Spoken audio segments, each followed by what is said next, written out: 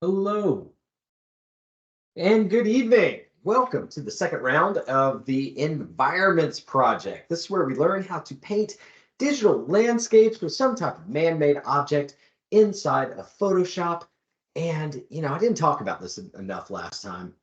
I was having some technical difficulties with the laptop that I was on. We are back to working the right way and with the right methods this time. So things should run really smoothly this evening and much faster. But the cool thing about this is that this is really kind of the classic American art form, right? This painting that I'm looking at as my reference image is very much indicative of the Hudson River Valley School of Painters from back in the day. Those were the first guys who came over to the United States and painted that northeastern region of America, the Oxbow and all those areas with their field boxes. They'd go out and they would do tons of different reference studies. So they would do like 30 different reference images back in the day. They'd go out in the field. Let's find some pictures of them.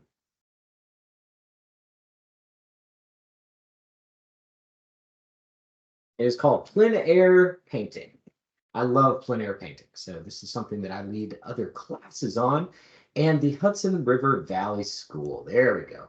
School of Landscape Artists are really known for capturing light. What they would do though is they would start off with these small painted sketches that they would do out in the field, and they do like 30 of them. They'd really take in the landscape, and then they'd head back over to England, and then they'd start working in their studios and in their galleries. And that's where they would start to blow up these paintings into these massive images that we're seeing here. These guys would be as large as, the side of a building. They would be absolutely huge paintings. And really what they were trying to do was sell the dream of the Americas to the wealthy class back there in Europe to fund logging expeditions and other industries to keep these guys paid and keep on getting them sent out within this region. And this is an absolutely remarkable series of paintings. Some of my favorite paintings of all time come from this time period and this region. So when we think of like the American style, oftentimes we think of Jackson Pollock, modernism, all that good stuff. But these fellas were doing it in America a long time ago. So I always like to think of this as the original American style of painting. So I've gone in, I've got my initial painting blocked in. There's still a lot of work that I can do with the clouds. We're certainly going to address those tonight. But I wanted to show you guys, once you've got your sort of undercolor blocked in, what the next steps on this stuff of these types of paintings can look like, and get into painting some rocks tonight. I love painting rocks. It's one of my favorite things in the entire world. So I've got two different ways that I can approach this. I could start off with the brightest area within the painting, which is over here, but I can work my way towards that. I think it's going to be a lot smarter of a working method if I start within this shaded area on my rock face. So right now I've picked just sort of a strong middle value here for the shading, sort of within the shaded area, one of these grays. I've got a little bit of a darker area, which I think I can go through and pick. That one looks to be one of the darkest within that shaded region.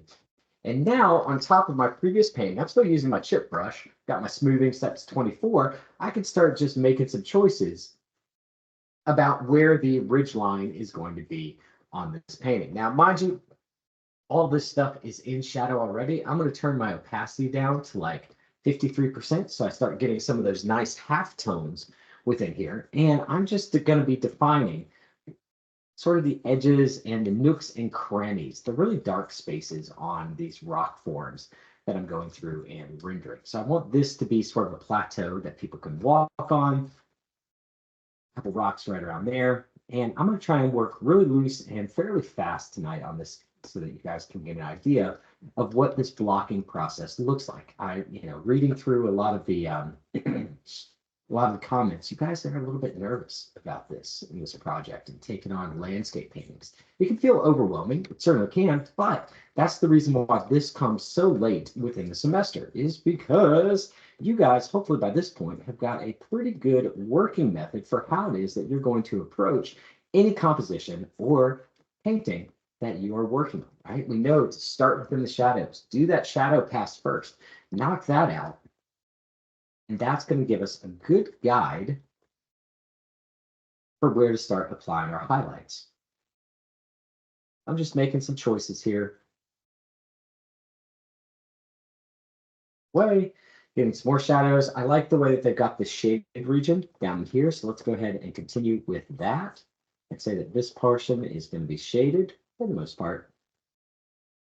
Just a little bit darker than our already dark mid-tone that we're working with. So you notice that by leave my brush at 50%, what I'm starting to do down here in the bottom right-hand side is get these little streaky marks. And these streaky marks, I'm really kind of massaging them and letting them build up more organically so that it's almost like creating the layers within the rock is really what I'm trying to do here. So that's some nice banding that I'm creating there. And that's really what I want to see. So this is all going to be highlighted up here. Maybe we've got some more little shadow spots that are going down within this region, but pretty soon we can start painting our first pass on those highlights within this section of the painting. I've also gone through and blocked in what the river valley is going to look like down there, but you'll notice that I haven't put in too much detail yet. There's certainly a second and probably third pass that needs to happen within that section of my painting. I'll get to that later on.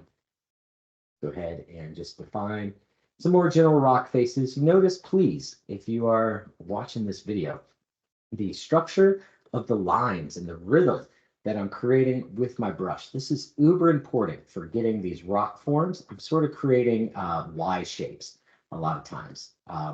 Will help you get there. So just sort of banding out some of this stuff. That's all feeling pretty good to me. Let's turn off my sketch layer. And yeah, we're starting to get something that feels pretty sketchy within that region of the rocks. And that's exactly what I want to happen. So with this layer, I can always go back over it with the burn tool and darken up some of these areas because I'm working on a separate layer later on to be able to intensify those shadows. That's what I feel like I need to do if some of it just isn't quite reading or giving me the depth that I'm looking for here. But I don't want to overdo it within the shadow pass because we've got another lighter pass within the section. This is just supposed to be sort of the extreme shadow pass that's going on right here. All right. And so now we can see within our rocks, yeah, there we go. We got a good middle tone that's starting to define some of these shapes and some of these planes. So this is going to be, I'm going to work on a new layer. Let me not get in too much of a hurry here. And I'm going to turn down my sketch now that I've got some of my faces that are drawn in. There we go. And now I can start working through some of these planes and some of these shapes. I'm going to bring it up just a little bit higher. I'll probably end up turning that down like almost immediately. But here we go. So now what I'm doing is sort of drawing bricks. I'm using the chip brush again. This is not the brightest color within my scene. But the chip brush is giving me a good sort of organic form with some nice hard edges on it. That can be pretty important here. One thing you'll notice within these paintings is I'm not going through and I'm not going to use the out-of-the-box grass or bush or leaf brushes too much. If you use those too often within your piece, people will absolutely be able to tell that's what you did, and it sort of unfortunately cheapens up the final work quite often. So it can make your work look not quite as polished and finished as if you go through and do a first hand paint job on any of these areas. And then if you go back and use just a little bit of those brushes for final polish and detail, that should be really, really minute whenever you're using it, then your painting is going to look so much better. So again, please do not use those out of the box leaf and brush tools too often. It's going to work much better if you paint this stuff organically first. So I'm thinking about where my lighting's coming from. That's the right-hand side of my canvas over in this area. And so some of the choices that I'm making here for this shading are just coming out of that. Got a lot of rocks to paint here tonight. So nice rough pass. You notice that I'm not working too close within my canvas. I'm still pushed pretty far back. On this pass here, there's definitely some refinement that I can go through and do later on down the line. Okay.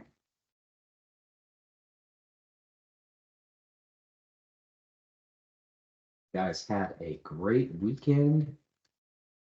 rocking and rolling to see some cool stuff and some adventures. All right, so that is going to be for the most part. Let's get some more of it just going on over here. A little bit of those same colors so that they're not too isolated. So this is a great rule of thumb when you're going through and doing these landscape paintings is any color that you're working with, you kind of want to try and work it into the entire painting and the entire composition. The more that you can do that, the more painterly and the more flow and the more the composition is going to just sort of gel together and work. Better result for it. Get some rock faces going on here. This is looking good. I'm just sort of bisecting and breaking down those initial forms that I created even further. All right, that's all looking good for me. I'm not really seeing too much of it over here. That feels strong for this first pass. Now we've got one more color that I can easily see. Yeah, that's an even brighter one within these rock faces. So now we've got a middle color, a dark color, a highlight, and now I'm going to just go back and do some extreme highlights within this piece. You should start to see those rocks really start to form up and make a lot more sense. So each one of these shapes that I'm creating here, or this new color that I'm adding and introducing, I'm bisecting those previous rock forms and shapes that I had in there even more. I'm getting a little bit more detailed and a little bit smaller with my brush forms each time I go in and create a new color and it gets a little bit lighter. So that is going to be the secret to giving me the depth within these rock faces that I'm looking for. I'm using my brackets to be able to change my brush size. Hope you guys have adopted that practice throughout these various courses. Photoshop, it's really useful to be able to work faster this way. All right, because we don't want to spend the rest of our lives rendering these rocks, even though rendering rocks is awfully fun and it's a good time. We got other stuff within this painting that we want to knock out and work on. So there we go. Definitely want to get some brighter ones up here at the very top. Now it's looking pretty good. We got that little tiny strip. I'm not entirely sure why the artist decided to just leave these brighter pieces of rock in this little tiny strip through here, but we're going to trust what they did, that maybe it'll make sense to us as we continue and push forward within this painting. So let's turn off our, and now if we look down at the navigator view down here, you can see that those rock shapes are starting to come together pretty darn nicely. We haven't added any grass or anything like that to them yet, but we're starting to get some good forms that we're building out. This is very similar. It feels very similar to the way that I did the T-Rex and the dinosaur within the previous one, that other project. So now I want to go through and we've got sort of a shadow color here that's happening on our on the brighter portions of the rock. So that looks pretty good within these regions. I think I might do a first pass just to be safe and work our way into the brighter portions of the rock. Let me go ahead and save. Yeah, there we go. That is good and bright. This is going to have a lot of contrast really quick. So I'm going to kick this down to 45%. Again, this is not the brightest portion of my rock face that I'm going to be creating on this painting. And I'm only working at 45% initially.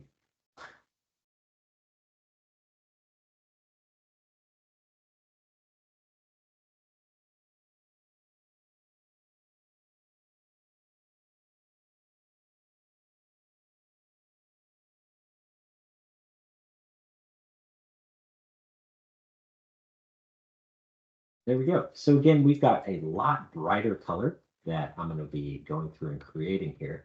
I can work my way towards this if I want to a little bit. And each time I'm just trying to build up the form and shape within these rocks. So yeah, I'm still leaving some brush strokes in here, but I'm trying to be very intentional about the shapes and the forms that I'm creating while I'm starting this painting process. Okay, so that's the beginning of my rocks. From here, let's go in. Let's just pick another section just so that we're working sort of evenly. Got my brush getting a little small here. Got the grass to go back and add into this painting. Later on. So we got a nice highlighted region right here. Definitely want to go in and color all that. Strong.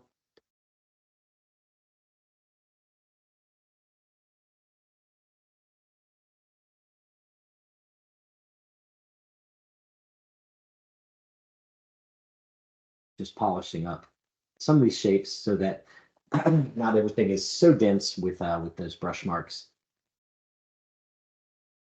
When you hold it down and you don't pick it up, then you get the one color working for you. All right, so here's another one that's going to be nice and bright. Again, we've got another highlight layer that we can go through and create right after this, but let's go in and let's say that all that is in shadow. This is starting to pick up. Again, it's going to get a lot brighter as we move closer to the foreground.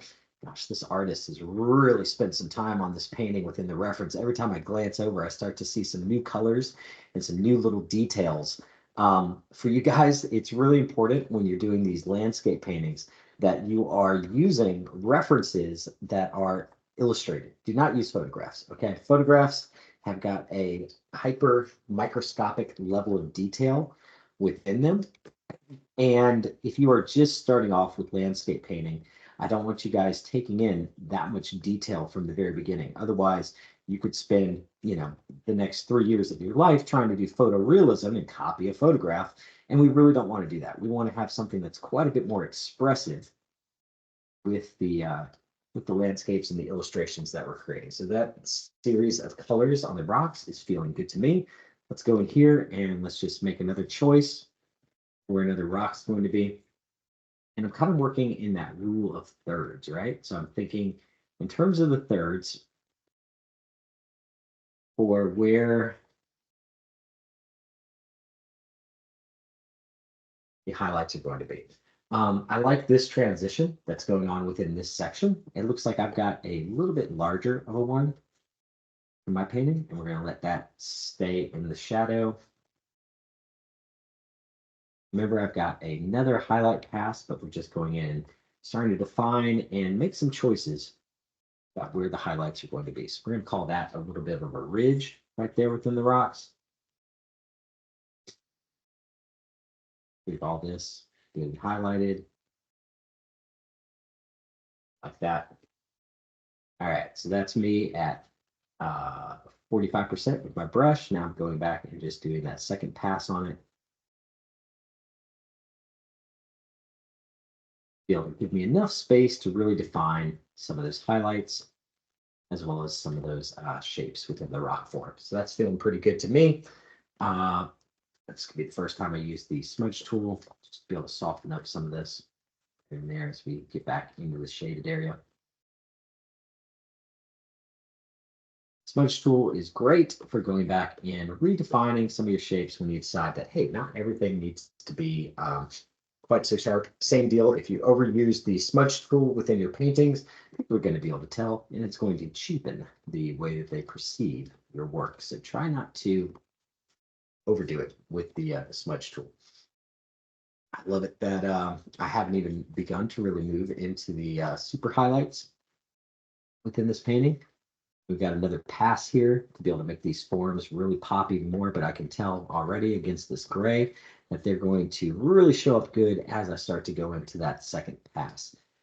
Just like we did with the rocks within the shadow, as I move into my second pass, I'm going to start just cutting down on or into some of those forms and shapes that I created earlier, sort of working within or on top of all the bright layers that I'm establishing right now.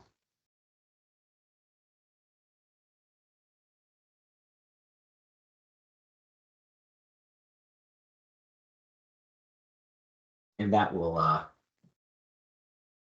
there we go. It's looking pretty good. I love this little area of grass that's going on within this section. So let's just go ahead and make some other big decisions here. We'll say that there's some grass that's going to be growing out of this portion. Keep this guy open. So let's leave some room for some big brush strokes and make some big decisions here.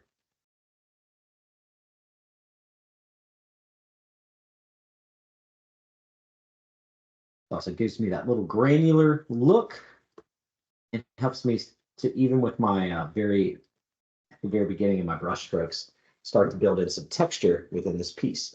So now we can see that we're starting to really lay in the lit sections on this painting. Looking pretty good to me.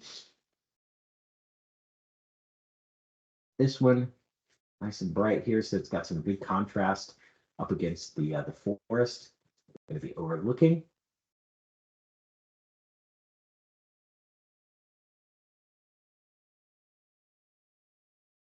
Do some smaller rocks within this section, just to be able to build down into the perceived idea of detail. Don't want to overdo it with the details. We're trying to work really loose here, especially on these first passes. Here we go. Feeling pretty good about that. Let's try and drop down this opacity even more to 18%.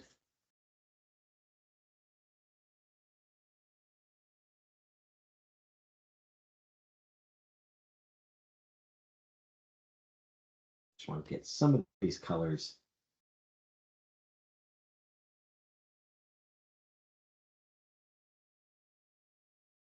working on the edge of that ridge. Just to be able to give me a little bit better of a transition color. And now we are up to the top of the ridge line. So this is the section where the sun is absolutely hitting. I know that a lot of this is going to get painted over as I continue forward. So let's just go ahead and bring it back up to 53% and make some big choices.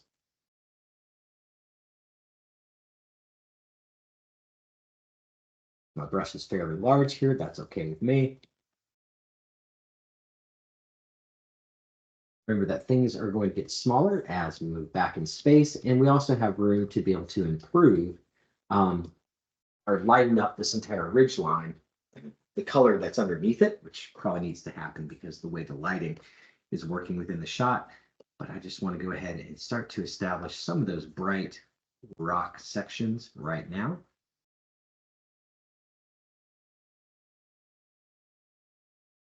There we go.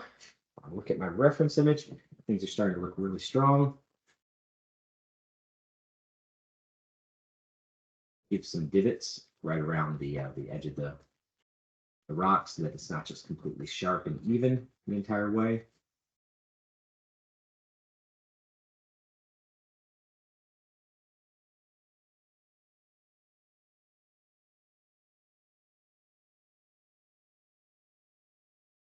All right, so after this, we can go in and, gosh, they've got some really nice smaller rock forms that are going in there as well. Try to include some of those and break it up a little bit. They've also got, I'm sure, some foliage that's happening within the shot. Just making some big choices here. Right. And it gets really, really bright as we move back. There's also a second layer of foliage that's going on. But if I leave some of these, if I start painting as if things are getting smaller within this section, when I actually go to add some of that foliage and the trees within the background, the entire painting would look quite a bit better. Better for it. There we go. All right. So next thing I want to do is I'm going to use the dodge tool just because this area does get so much brighter. And all I'm doing right now is brightening up the darkest shadows that are going on within this region. So now they're almost like a cool purple. You can see how much that's affecting the overall look of this piece. So I can go in and I can lighten up the undercolor in some of these sections as well, which isn't doing much for now.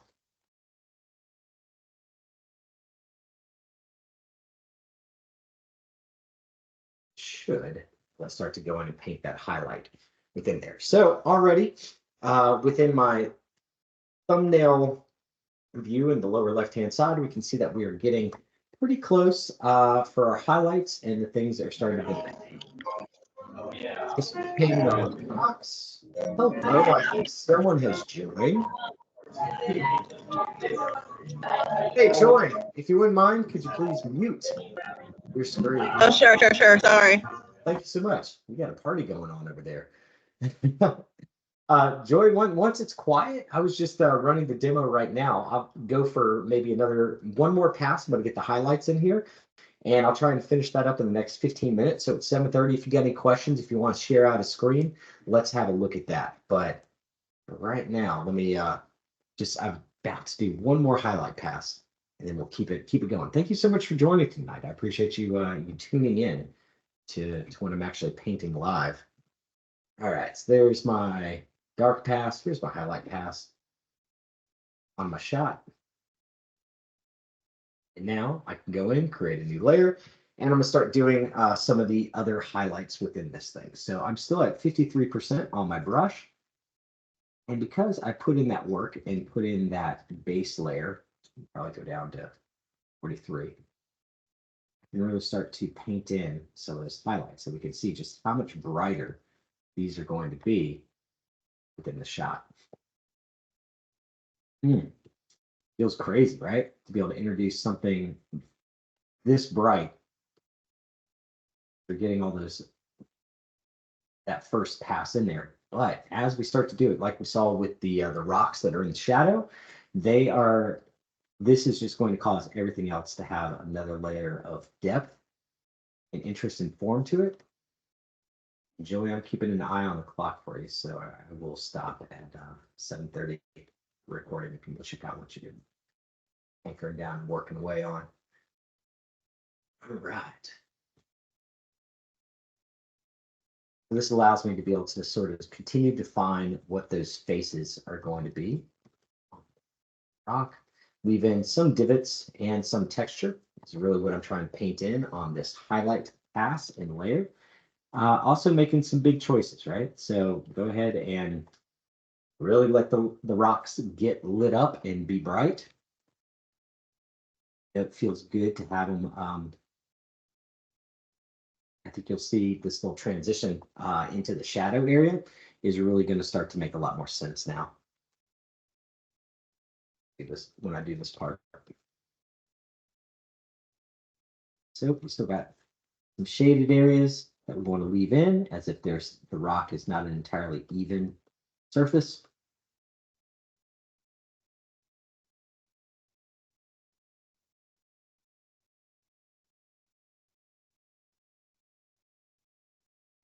But this is my brush at 43% with the chip brush. Just making some choices with the paintings. All right, there we go. So that's a pretty good looking rock right there. Like I said at the beginning of this, I love painting rocks. I think that there is a lot of technique and a lot of layering process and principles really comes up when you are painting any of these rock forms.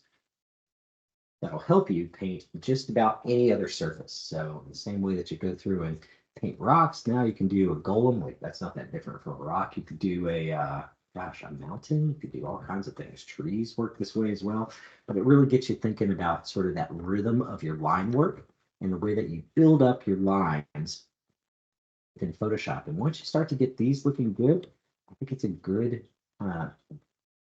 starting point for being able to always make sure your stuff is working, or how you're overall progressing within painting within digital design. There we go. So those rocks are starting to look pretty good there. They're starting to get nice and bright. So each time I do this, I'm trying to stay away from the brightest area for as long as I can, just because once I start to define that, then I'm sort of stuck. Like I can't go much brighter than what I have over there on the right-hand side. That's the brightest area within the painting. Pretty good. This would be a good area to switch my brush up and use a little bit of a textured brush with these rocks. But for now, we're just gonna barreling our way through it. When I say textured brush, I do not mean the leaf or the tree brush. I mean like the charcoal or the pastel Palooza brush. It's really well sort of this detail once you've got the underlying base completed. All right, so these guys are starting to look pretty good. We've got some other choices and things that we can do with our rocks just to be able to give them a little bit more interest. Because right now, this is a pretty naturalistic paint, right? They are tan, sort of sandstone, sort of rocks. Really a whole lot of interest going on within the color systems. But once I get this highlight layer going through, I can region select or layer select my highlight layer and then go back and add, some reds or some purples or some other tones into it, just on a new layer and sort of overlay it or soft light over the top of it, just to be able to get it looking really nice. So that's all really starting to light up in a big way. Here's what those rocks in that region look like beforehand. Yeah, they're rocks, but now they're really starting to look like rocks. All right, so now we're going to do the upper layers. I could probably up my percentage a little bit more so that I'm working a little bit more clean, a little bit more intently within this section, really kind of committing to the colors and the highlights that I'm creating.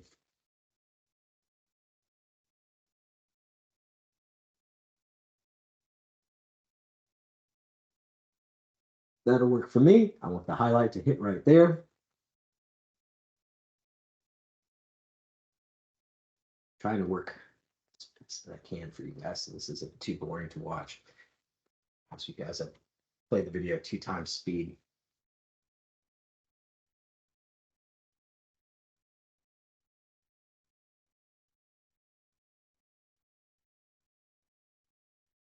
Just let that be a whole area of contrast.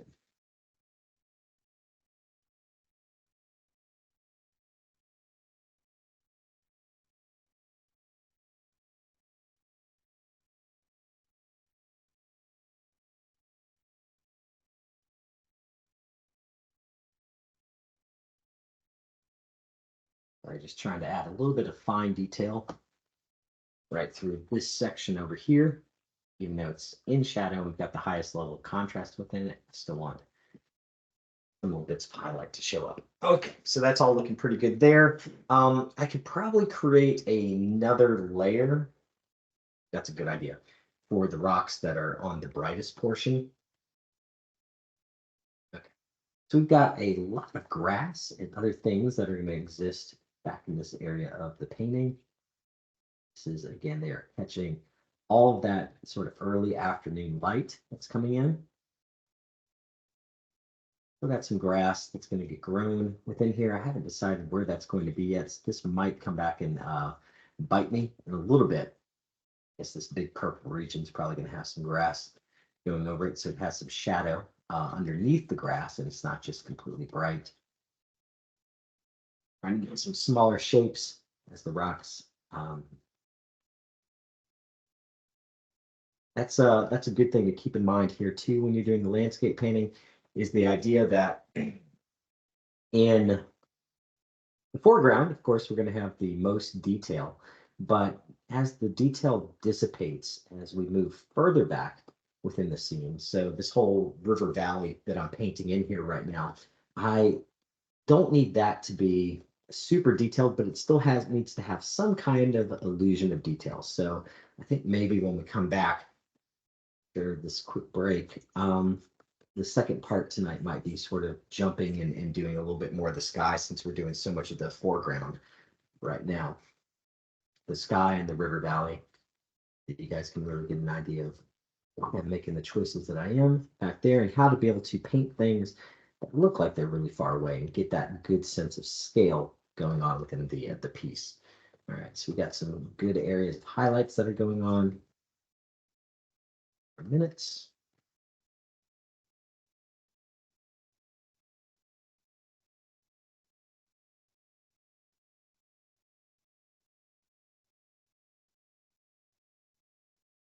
Go. Some good smaller shale rock that's starting to exist now. Again, this is the brightest portion of my painting, so back here, I really want to go in and keep this up all the way up to like 96%, so that I'm just totally committed to the highlights and the forms and the shapes that I'm creating. Got a lot of almost just hyper yellow grass over there on the backside that I'll go back and paint in here later on. But for right now, I want you guys to see that there's, break these things up, almost like painting an ocean, to where there's just little tiny ripples that are moving further back. And just that quickly, I'm starting to really build up an overall nice looking landscape and base here within my piece. So I hope that helps you guys to be able to think through. Yeah, look at that. Within the rocks. I love this process. It always absolutely amazes me. Especially when I get to use a reference image to be able to help me work my way through these a little bit more. I'm in a pretty good spot now. There is a lot of brighter stuff that's going on. So the rock color that I picked over here is a lot more orange. Even this isn't as bright as some of this other stuff that's going on. So I can region select, create a new layer, and then just really start committing.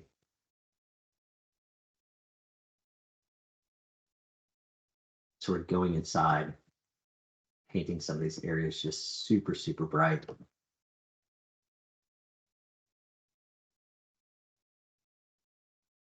So that's helping even more to sort of establish that overall brightness. There's a little bit more of it, just some smaller little rocks that I want to paint in.